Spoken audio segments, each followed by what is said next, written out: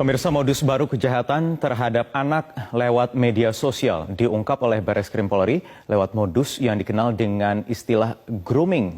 Pelaku berupaya mendapatkan foto maupun video anak saat melakukan kegiatan yang diperintahkan pelaku. Ani Rahmi akan menjelaskan kepada Anda mengenai apa itu grooming dan bagaimana cara orang tua mencegah modus kejahatan ini terjadi terhadap anak-anak mereka.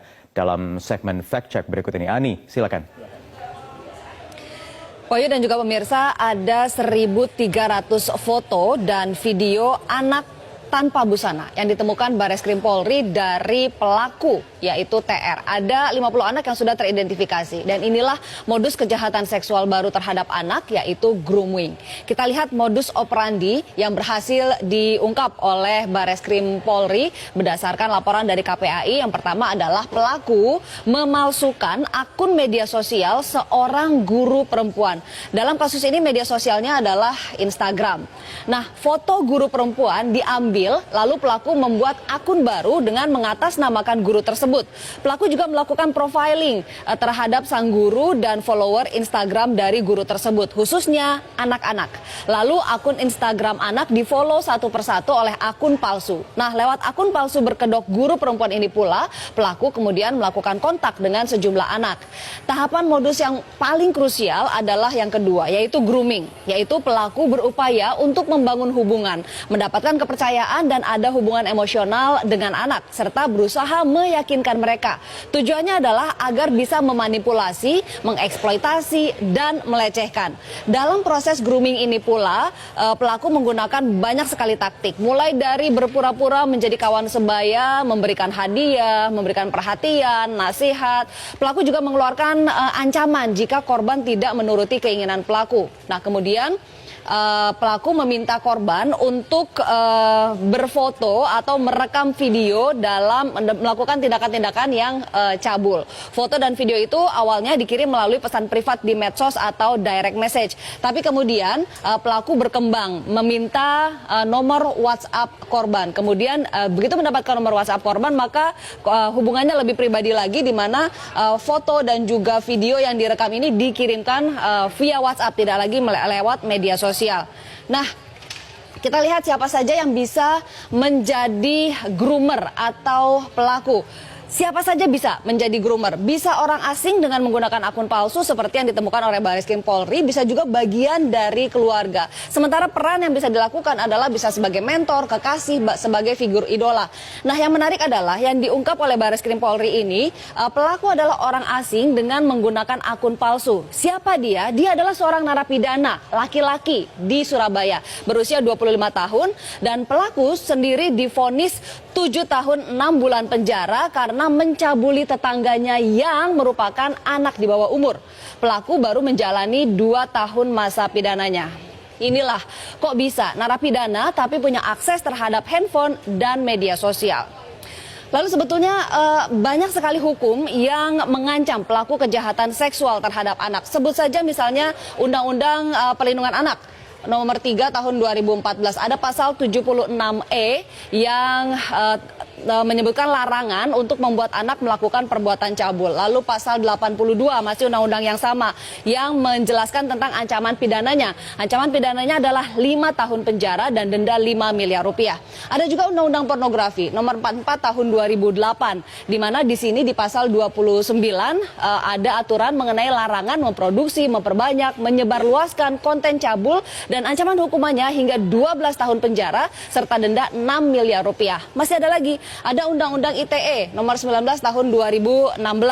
Di sini disebutkan bahwa ada di pasal 45 ada larangan untuk distribusi dokumen elektronik yang memiliki muatan kesusilaan. Ancamannya 6 tahun penjara dan denda 1 miliar rupiah. Nah, khusus untuk kejahatan seksual terhadap anak, ada Perpu nomor 1 tahun 2016 yang mengatur pemberatan hukuman bagi pelaku. Mulai dari masa pidananya ditambah 1/3, lalu juga ada pengumuman identitas pelaku, jadi biar publik tahu siapa pelaku sebenarnya, dikebiri hingga pemasangan alat pendeteksi elektronis. Kita hitung hukumannya, kalau misalnya semua ini diakumulasi, maka 5 tahun, 12 tahun, 6 tahun, 23 tahun. Kalau ditambah sepertiga lagi 7,6 tahun, total 30,6 tahun pidana penjara. Sementara dendanya jika diakumulasi bisa sampai 12 miliar rupiah. Tapi kan ternyata tidak, karena yang dikenakan hanya satu, yaitu hukuman 15 tahun hingga 20 tahun penjara, atau bisa juga terkena hukuman mati dan dendanya 5 miliar rupiah. Nah, kepada orang tua dan juga orang-orang dewasa di sekitar anak seperti guru, pengasuh, harus selalu memperhatikan anak dan waspada, terutama jika menemukan ciri-ciri yang menjadi indikasi bahwa anak adalah korban dari grooming. Kita lihat di sini ciri-cirinya. Yang pertama adalah anak menjadi sangat tertutup. Bahkan untuk aktivitas sehari-hari seperti kegiatan yang dilakukan, teman-temannya, anak menjadi sangat tertutup dan tidak lagi bercerita kepada orang-orang dewasa di sekitarnya, termasuk juga orang tua. Lalu anak memiliki pacar yang usianya jauh lebih tua. Anak juga tiba-tiba memiliki banyak sekali barang baru dan juga uang yang lebih banyak dibandingkan dengan uang jajan yang diberikan orang tua misalnya. Dan juga anak mudah tertekan, bahkan sensitif.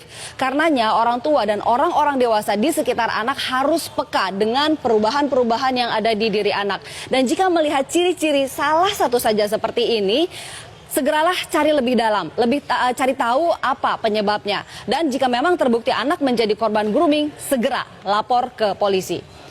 Berikutnya adalah orang tua juga bisa melakukan peran lebih. Yang pertama ada komunikasi, komitmen, dan supervisi. Komunikasi ini tentang apa saja? Penggunaan gadget, media sosial, keseharian anak, teman-teman anak, apa saja.